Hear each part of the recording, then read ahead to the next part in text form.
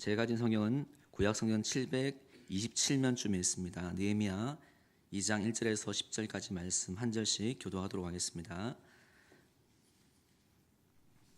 아닥사스다 왕 제20년 니산월에 왕 앞에 포도주가 있기로 내가 그 포도주를 왕에게 드렸는데 이전에는 내가 왕 앞에서 수심이 없었더니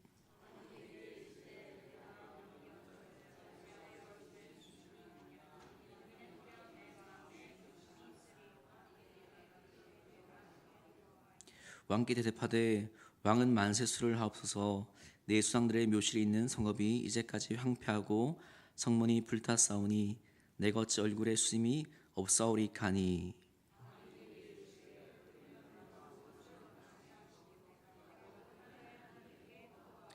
왕에게 아뢰되 왕을 많이 좋게 여기시고 종이 왕의 목전에서 은혜를 얻었사오면 나를 유다 땅 나의 수상들의 묘실이 있는 성읍에 보내어 그 성을 건축하게 하옵소서 하였는데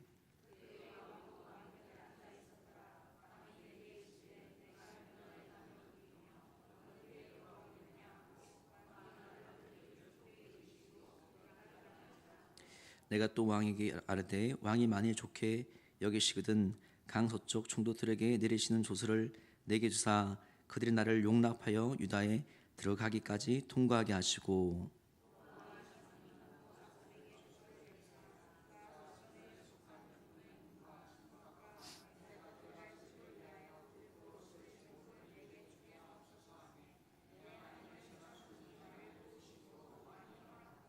군대 장관과 마병을 보내어 나와 함께 하게 하시기로 내가 강 서쪽에 있는 총독들에게 이르러 왕의 수술을 전하였더니 호론 사람 산발락과 종이었던 암몬 사람 도비아가 이스라엘 자손을 흥왕하게 하려는 사람이 왔다함을 듣고 심히 근심하더라. 아멘. 나방은 불꽃으로 가면 죽는데도 불구하고 불꽃에 유혹되어서 이렇게 뛰어들어가는 날아들어가는 모습을 보게 되어집니다. 인류의 역사, 특별히 이스라엘 역사를 보면 하나님께 가야 사는데 하나님을 등지고 욕망과 정욕을 향해서 달려들어가는 거예요. 죄의 가속도가 붙어서 멈춰지지가 않는 것입니다. 하나님이 수많은 하나님 사람들에게 돌아오라, 회개하라, 나에게 와야 산다고 수많이 손짓하고 강력한 손을 내밀지만 잠시 멈추기는 했어도 결국 하나님을 멀리하고 자기 욕망대로 살아감을 통해서 그 나라는 분리되어졌고 각각 패망한 것을 우리는 말씀을 통해서 알 수가 있습니다. 하나님의 전능하신 은혜가 아니었다면 그대로 망했었는데 하나님의 긍휼로 말미암아 하나님이 약속하셨기 때문에 하나님의 성실하시는 말미암아 남유다 백성들이 하나님의 시간 가운데 돌아오게 되어졌죠. 이제는 성전 중심으로 예배하며 하나님을 잘 섬기겠다 고백하고 사는데 그게 쉽지 않은 거예요. 성전을 건축하는 데 수많은 방해가 있는 것입니다. 하나님 의대 가운데 성전을 짓고 난 다음에 2차 포로 귀환 때 우리가 잘 알고 있는 에스라가 돌아와서 말씀으로 백성을 양육합니다. 말씀으로 영적인 부흥이 일어나기 시작합니다. 그랬더니 그들이 이제는 이후에는 성벽을 짓기 시작하는 거예요. 하나님 은혜 가운데 잘 지었으면 좋겠는데 성벽 짓는 것을 주의 민족들이 정말 싫어하는 거예요. 미워하고 방해하는 것입니다. 성벽이 지어지면 이제는 마음대로 그 백성을 유린하지 못하기 때문에 독립적인 나라가 될 수 있기 때문에 방해하고 싫어하고 이 바사왕에게 거짓 조서도 보냅니다. 이 백성들이 이제 성을 쌓게 되면 왕을 배반할 것입니다. 이젠 자주적인 독립 국가가 될 것입니다. 세금도 내지 않을 것입니다. 저들은 완고한 백성입니다. 거짓 조서도 하고 거짓말도 하고 힘으로 제압도 하기도 하고 이제 더 이상 그래서 성벽이 지어질 수 없고 짓다가 무너지고 성문도 다 불타서 사람들이 힘없이 있는 거예요. 이제는 한번 제대로 살려고 하는데 왜 이렇게 안 되는가? 낙심과 절망의 자리에 있을 때 오늘 우리가 읽었던 느헤미야가 1장에 보면 하나님 앞에 겸비하는 거죠. 충분히 잘 살 수 있고 편안한 안락의 자리에 있을 수 있는데 그의 마음은 편한 자리에 있지 않았습니다. 자신의 안락을 추구하는 데 있지 않고 그 눈과 마음은 자기 백성들이 너무 슬퍼하는 그곳에 자기 마음이 있는 거예요. 왜냐하면 그는 하나님을 바라보고 하나님과 교제하는 사람이었기 때문에 하나님의 시선이 머무는 곳에 자기의 눈이 있었고 하나의 마음이 그의 마음이었던 것입니다. 1장에 보면 느헤미야가 기도의 성벽을 쌓기 시작합니다. 회개하고 눈물을 흘리며 금식하며 하나님의 긍휼을 구하고 자기의 삶을 하나님께 드리며 기회를 달라고 간절히 기도하였을 때 하나님이 그 낙심과 절망의 그 자리 가운데 이 한 사람을 붙드셔서 결론적으로 52일 만에 절대 지을 수 없을 것 같은 성벽이 완벽하게 완공되는 것을 느헤미야 말씀은 보여주는 거죠. 오늘 본문 2장은 그 과정을 보여주고 있습니다. 화려하게 너무 귀하게 출발을 했는 거예요. 그런데 여러분, 이렇게 기도하면 하나님이 빨리 응답하면 좋을 것 같은데 하나님의 응답이 생각보다 더딘 거예요. 자기의 삶들을 다 드리고 헌신하고 회개하고 나아갔는데 하나님의 응답이 빨리 안 되는 거예요. 여러분, 기도가 응답 안 되면 낙심이 되고 절망감이 찾아오고 하나님 나의 기도를 듣고 있는 것인가 회의가 찾아올 때가 있습니다. 기도하지 않으면 억울하지도 않은데 기도했더니 더 낙심되는 그 마음을 가져갈 수가 있는 거예요. 그런데 그는 실망하지 않고 꾸준하게 계속해서 기도하는 장면을 보여주고 있습니다. 여러분, 사역자들도 또 많은 일을 하는 사람들 보면 처음에 화려하게 시작하는 사람이 있습니다. 야, 너 어떻게 저렇게 일을 잘하나? 야, 탁월하다. 너무 귀하다. 야, 참 은사가 대단하다. 그런데 그 첫 출발만 화려하게 끝나는 사람도 너무 많은 것을 주위에서 보았습니다. 어떻게 하면 그는 낭망하지 않고 절망하지 않고 끝까지 하나님께 붙어 있음을 통해서 하나님 원하는 열매를 맺을 수가 있었을까요? 그 이유는 뭐냐면 그는 알고 있었습니다. 지금 당장에 하나님의 역사가 없는 것처럼 느껴졌지만 그러나 하나님이 지금도 나는 모르지만 하나님의 시간 가운데 하나님은 지금도 일하고 있음을 그는 믿음 가운데 바라보았다는 거예요. 지금 당장에는 응답이 없는 것 같지만 하나님은 나의 기도를 들으시고 하나님의 시간 가운데 분명히 응답하실 것이다. 지금도 하나님 역사하신다는 것을 그가 믿었기 때문에 4개월째 계속해서 겸비하며 하나님께 나아갔던 것입니다. 지금 저는 화요일마다 통독학교를 하고 있습니다. 지금 신약을 하고 있는데 신약과 구약 사이에 중간기가 있습니다. 하나님이 말라기를 통해서 이 선지자를 통해 약속하셨거든요. 때가 되어지면 내가 선지자 엘리야를 보내어 주겠다. 이 엘리야는 바로 우리가 잘 알고 있는 세례 요한입니다. 예수님의 오심을 준비하는 사람을 보내어 주겠다. 메시아를 보내어 주겠다 약속하셨지만 그 약속이 너무 더딘 거예요. 무려 400년 동안 하나님의 응답이 없고 하나님의 계시가 없는 거예요. 하나님 정말 살아계신가? 왜 이렇게 뜸을 들이는가? 왜 이렇게 답답하게 하시는가? 우리 생각에는 약속하시면 바로 그 다음 해에는 보내주면 좋을 것 같은데 하나님이 바로 응답하지 않은 거예요. 당시에 가장 강력한 이 제국이 헬라 제국이었습니다. 온 땅을 정복하고 문화를 융성하게 했던 그런 제국인데 가는 곳마다 이 헬라를 쓰게 하는 거예요. 모든 나라가 헬라가 공용어처럼 되어진 것입니다. 우리가 잘 알고 있는 이 구약 성경도 단 한 번도 그런 일이 없는데 헬라어로 번역이 되어서 하나님에 대한 이 믿음이 열방 가운데 전할 수 있는 토대가 마련되어지는 거예요. 그런데 중간에 다른 사람이 정권을 잡음을 통해서 핍박하는 거예요. 예전에는 이 유다 민족의 문화와 이 종교를 인정해 주는데 이제는 핍박하기 시작하는 것입니다. 너 할례하면 다 죽여버리겠다. 할례하는 남자는 창으로 다 찔러 죽이겠다. 핍박이 시작되는 거예요. 그들은 성전을 너무나 중요시 했는데 성전에 그들이 정말 혐오했던 이 돼지의 피를 흘리고 뿌려버리는 거예요. 모멸하는 것입니다. 얼마나 마음이 어렵겠습니까? 이 위대한 하나님의 말씀 모세오경을 불태워버리는 거예요.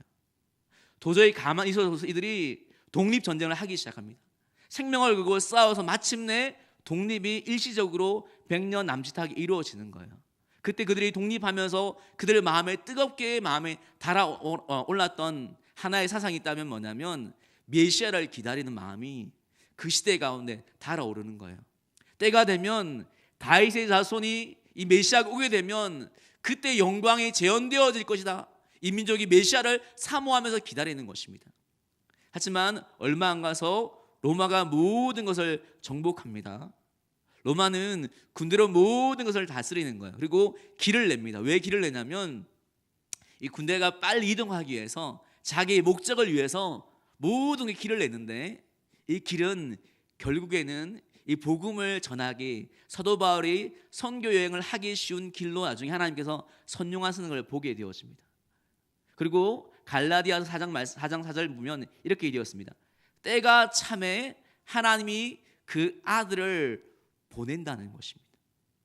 우리의 때는 당장인 것 같은 하나님은 이 많은 시간들을 통해서 예수님이 오심이 준비되어졌던 것, 하나님의 뜸 가운데 예수님이 오시고 예수님이 죽으시고 부활하시고 승천하신 이후에 예수님의 피 묻은 복음이 열방 가운데 전해질 수 있는 모든 조건들을 하나님이 다 마련한 이후에 예수님을 보내신 것입니다. 당장의 계시가 없는 것처럼 보입니다. 당장의 응답이 없는 것처럼 보이지만 하나님이 여전히 세상을 주관하시고 일하셨던 것입니다. 당장에는 빨리 응답이 없는, 이 금식하고 눈물 흘리면 빨리 일주일 만에, 며칠 만에 빨리 응답이 되고 싶은데 하나님 빨리 응답이 안 될 때가 있는 거예요. 우리 마음은 답답하고 절망이 될 때가 있습니다. 하나님 빨리, 내가 원하는 시간이 있습니다. 하나님 이 시간 안에 응답해 주십시오. 나의 소원대로, 내가 원하는 대로 응답해 주십시오. 그런데 여러분, 항상 돌아보면 내가 원하는 시간이 최고의 시간이 아니에요. 내가 원하는 그림이 최고의 그림이 아닐 때가 훨씬 더 많은 것입니다. 하나님의 시간이, 하나님 응답이 최고의 선물인 줄 믿습니다. 낙심된 제목이 있습니까? 절망한 제목이 있습니까? 그러나 말씀을 보시고 다시 우리가 위로를 얻고 힘을 얻기로 합니다. 하나님이 여전히 나의 기도를 응답하지 않는 것이 아니라 신실하신 하나님은 자신의 약속을 이루기 위해서, 나의 기도를 떨어뜨리지 않기 위해서 지금도 일하심을 믿고 믿음 가운데 두 손을 드시고 하나님께 끝까지 기도할 수 있는, 하나님의 시간 가운데 하나님 일하심을 경험할 수 있는 우리 모든 성도들 다 되어지기를 주의 이름으로 축복합니다. 그 시간 가운데 이 느헤미야는 어떻게 지냈을까요? 그냥 멍하게 지냈을까요? 기도 열심히 하면 이제는 멍하게 내 마음대로 살아도 되어질까요? 성경은 그렇지 않다고 이야기합니다. 기도하면 기도할수록 생각이 선명해지는 거예요. 내가 무엇을 해야 되는지 더 깊이 깨닫는 거예요. 삶의 초점이 생기는 거예요. 뭘 준비하겠다, 이것을 해야 되는구나. 더 성실하게 진실하게 땀을 흘리면서 더 성실하게 살아가는 거예요. 그러다 갑자기 하나님이 은혜의 문을 활짝 예상치 못한 시간 가운데 허락하시는 것을 말씀은 들려주고 있습니다. 6절에 보면 이렇게 되어 있죠. 그때 왕후도 왕 곁에 앉아 있었더라. 사석 자리 가운데 왕후가 있거든요. 그때 갑자기 술 먹는 그 자리 가운데 갑자기 문득 그때 임금이 문득 이야기하는 거예요. 너 그전까지 얼굴이 좋았는데 왜 이렇게 근심이 있지? 갑자기 말할 기회가 생겼는 거예요. 준비하지 못했다면 당황했을 거예요. 하지만 그는 어떻게 말해야 될지 하나하나 생각하고 준비한 것을 봅니다. 왕이시여, 우리나라가 독립을 해야겠습니다. 성벽을 쌓아야 되겠습니다. 우리가 고통을 당합니다. 이렇게 좀 더 부담스럽게 접근하는 것이 아니라 그렇게 이야기하지 않고, 임금이시여, 우리 조상들의 묘가 다 불타고 우리가 수치를 당하고 있습니다. 충분히 공감할 수 있는, 부담이 그렇게 안 되는 그런 이야기를 지혜롭게 하고 있는 거예요. 같은 답을 얻더라도 어떻게 말하냐에 따라 다른데 왕 앞에서 내가 어떻게 이야기했다는 것을 항상 마음에 생각하기 때문에 자기의 생각대로 하는 것이 아니라 하나님의 지혜 가운데 지혜롭게 접근하는 것을 보게 됩니다. 그럼 너에게 뭘 원하니? 내가 너를 어떻게 도왔으면 좋겠니? 했을 때 말합니다. 왕이시여, 다른 사람이 아니라 나를 보내어 주십시오. 다른 말을 하면 유다의 총독으로 그 일을 행할 수 있는 위치에 나를 보내달라는 거예요. 자기가 가게 되어지면 민족들이 힘을 얻는 거예요. 하나님이 어떻게 도우신 것을 믿음 가운데 말하고 세울 수가 있는 것입니다. 자기가 가게 되어지면 대적자들이 두려워 떨게 되는 것입니다. 가장 강력한 제국의 왕의 오명을 받은 총독이 오게 되면 어떻게 되어질지 알기 때문에 자기를 보내어 달라는 것입니다. 그리고 그는 이렇게 하나님께 보면 왕이 물었을 때 말씀에 보면 순간에 하나님께 묵도하는 거예요. 하나님 의지하는 것입니다. 여러분, 하나님 의지할 때 순간적으로 하나님의 영감과 능력이 확 쏟아질 수도 있지만 저는 그렇게 해석하고 싶지 않습니다. 그가 묵도에 쓴 것은 뭐냐면 그는 기도로 시작했고 기도로 준비하였고 마지막에 말하기 앞서도 기도로 마지막에 도장을 찍는 거. 하나님, 기도하며 준비했던 이것들을 하나님 은혜와 지혜 가운데 잘 말하게 하사 왕의 마음을 주장해서 허락하게 해달라고 마지막까지 하나님을 의지하면서 묵도하면서 말하는 거예요. 차분하게 하나하나 이야기합니다. 왕이시여, 내가 저것까지 도착할 때 이것을 잘 통행할 수 있도록 조소도 허락해 주세요. 왕이시여, 이렇게 성벽을 지으면 많은 이 제목들이 필요한데 이 살림을 맡은 사람이 누구이기 때문에 그 사람에게 허락하사 이 모든 과정들을 순적하게 지낼 수 있도록 왕이여 허락하여 달라고 그동안 준비했던 내용들을 하나하나 이야기하는 거예요. 그냥 기도만 하는 것이 아니라 기도하면 사람이 주신 지혜 가운데 자신이 해야 될 것들을 하나하나 정리했기 때문에 그 시간 가운데 분명하고 선명하게 이야기하는 거예요. 그런데 하나님의 은혜가 또 주어지는 것입니다. 하나님이 이 신하들을 붙이다 보디가드를 붙여주는 거예요. 그때 그가 어떻게 고백하냐면 이렇게 고백합니다. 내가 잘 준비했기 때문에 이 일들이 잘 끝났다, 이렇게 하지 않습니다. 하나님이 선한 손이 정말 도우셨다, 이런 믿음으로 고백하는 거예요. 여러분, 누가 이 믿음으로 고백할 수 있는지 아십니까? 그냥 가만히 멍 때리고 있는 사람이 고백하는 것이 아니라 진심으로 기도하는 사람이, 기도하면서 자신이 무엇을 해야 되는지 알고 차분히 준비했던 그 사람이 고백하는 거예요. 기도하면서 아무리 최선을 다했지만 하나님이 돕지 아니하면 이 모든 계획이 허산인데 하나님이 도와주시면 이 모든 것이 될 수 있다고 끝까지 기도했던 그 사람은 고백하는 거예요. 자기를 드러내는 것이 아닙니다. 정말 기도했던 사람은 하나님의 선한 손이 도와주었다고 하나님을 높이며 믿음으로 고백하는 것입니다. 하나님이 선한 손이 여러분을 돕는 것을 경험하고 싶습니까? 여러분과 제가 진실하게 기도하기 원하고 기도하면서 내가 해야 될 수 있는 것들을 날마다 믿음 가운데 행함을 통해서, 하지만 마지막까지 하나님께 맡김을 통해서 하나님의 선한 손길들을 더 경험하고 체험할 수 있는 살아있는 신앙이들 다 되시기를 주의 이름으로 축복합니다. 이 밤 가운데 낙심했던 마음도 있을 것입니다. 믿음 가운데 하나님께 나아갑시다. 하나님 지금도 우리에게 일하신다. 그리고 하나님의 축복의 때 가운데 내가 준비되어 있는 거예요. 내가 나의 인격과 나의 신앙이 준비되지 못하다면 그 모든 기회가 오히려 나에게 화가 될 수 있는 것입니다. 내가 해야 될 것이 무엇입니까? 기도하면서 하기 원합니다. 느헤미야는 처음부터 기도했고 과정도 기도했고 마지막도 기도로 마침표를 찍는 것입니다. 기도하면서 하나님과 즐거운 동행을 하는 거예요. 하나님께 영광을 돌리고 넉넉하게 주신 힘과 능력 가운데 그 일들을 넉넉하게 감당하는 것을 보게 되었습니다. 우리도 기도하며 시작하고 기도하며 준비하고 마지막도 기도하며 통해서 즐거운 하나님과 동행할 수 있는 모든 성도의 삶이 되기를 주의 이름으로 축복합니다.